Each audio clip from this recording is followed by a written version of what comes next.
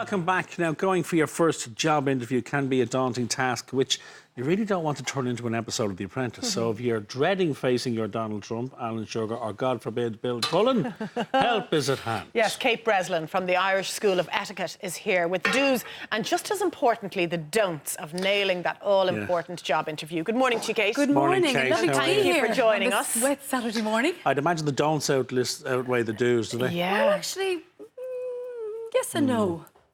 It depends on the type of interview, Yes. doesn't it, in terms of preparation, because there's various different types of interviews nowadays. Absolutely, and sometimes all those types of interviews could be actually fitted into one day. Like if you have an assessment interview, you'll cover everything. You'll cover a one-to-one. You may cover a panel interview, which is more than one, two or more people.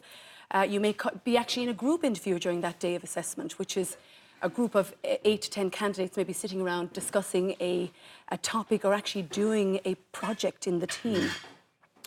There could be sort of, what other sort of interviews now? I'm going to be, there could be... The panel. Oh, I said the panel. Yeah. You could have The video video. interview, which obviously wouldn't be on an assessment day. A video interview is you get an email and you click into the email and you're then ready to actually do an interview and you answer questions. You don't see anybody. There could be a telephone interview, which again does happen. You'll obviously get an email of when they're going to phone you, and then you'll get the call and you do a sort of a telephone interview over the phone. That really is common when it comes to telesales. Yeah. You'll be doing interviews over the phone. And that's really, and psychometric testing, again, could be part of an assessment day, that they assess your personality, your ability and your aptitude. And they're usually, the ability and the aptitude are actually what they call multiple choice questions, and they're timed, whereas the personality one's not timed. OK. There's do's and don'ts that pretty much cover any type of situation you might find yourself in. Yeah. One of the first do's is read the job description thoroughly. And that is really important, because you're going for the job, you need to understand the job description. And that's important if the interview, and you may be informed of this, or most interviews nowadays are what they call competency-based. So can you do the job? Or looking at your knowledge, your skills and your behaviour. So that's what they mean by competency-based. And I'll mention STAR later, but you need to actually have to have read the job description to know if you actually can do the job.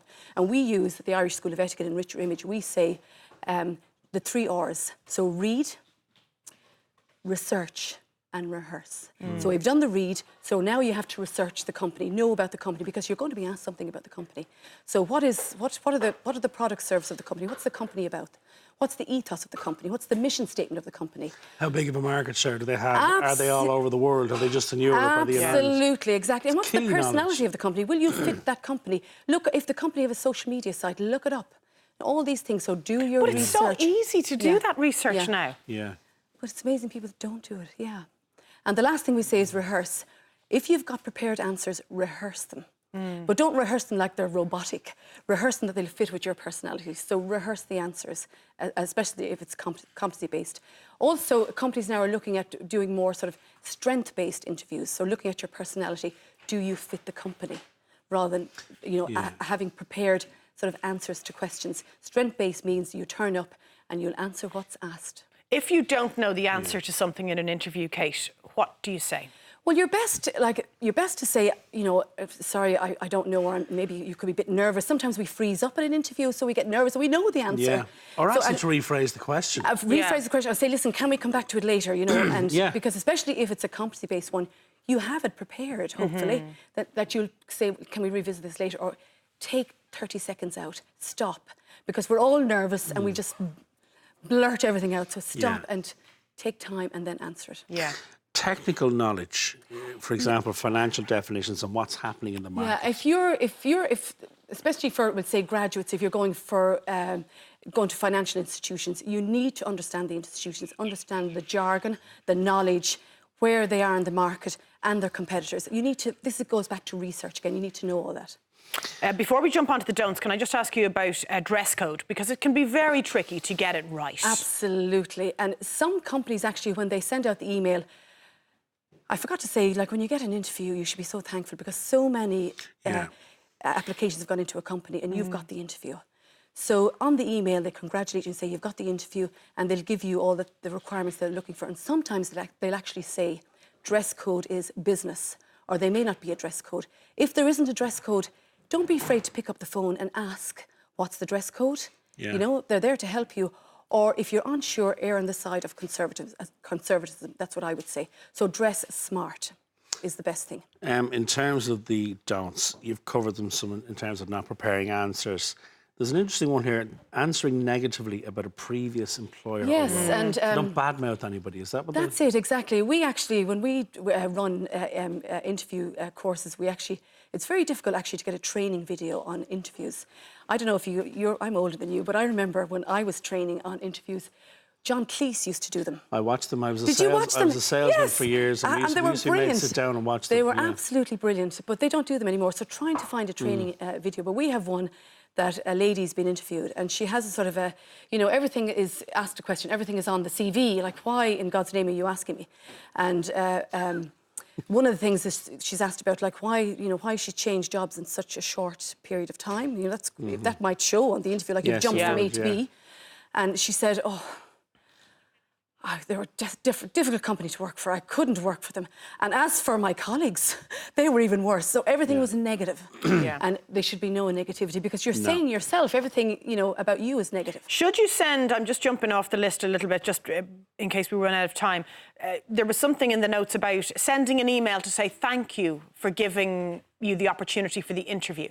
Is that the right thing to do? Well, not all companies, not all sort of candidates would do it, or would you be encouraged to do it? Yes and no. It depends on how, I suppose, it's good manners to do it, and also it's a follow-up. So you do it and you sort of, maybe, what's the next step? So thank you for giving the opportunity.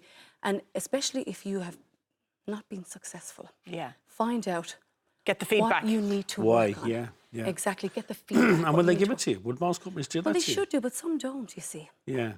They should do. The sweet wrapper we were talking about earlier on, there was a trick. Sweet wrapper was dropped at the door of the interview room. Should the candidate stop and pick it up? You know, these tricks that some interviewers do. Oh, right, OK, yes. Yeah. What would your advice be on that case? Well, my advice I would pick it up and place it somewhere. Would you? Because it doesn't look good. Yeah. But that's because that'll be, again, checking somebody's personality type. If you're sort of an orderly person, or into things not looking right, you will. I would. If I was passing something on the floor, I'd pick it up. Of course you would. Some people will walk over it. So that's actually checking somebody's personality. It doesn't mean that they're going to be hopeless to work for. If they don't pick it up. All the or little to work tips with. and tricks and tests. Yeah. Huh? What happens if you fall off your chair during an interview, Kate? If you fall off your chair during an interview, You haven't got the job. You have Unless a you're laugh. going for a chair falling You off know in what? person. You make a joke of it, have a laugh, and carry on, as they say. Correct. Exactly. Well isn't that done, it? Kate. Yeah. Do what Delaney And do you know what did. it'll do? Do It'll what break. Delaney It did, breaks yeah. the ice. Something that happens during an interview. Laugh. Correct. What an icebreaker it is. Yeah. There Laugh you at go. yourself. There, It's put very on your important. dues list. Absolutely, yeah. Hey, thank you for giving us your time. Good to Keep see you. laughing Lovely at to be yourself, here, and won't thank you? you very much. A pleasure. Keep laughing at yourself. I'll keep laughing. Thanks, You keep Kate. reading there.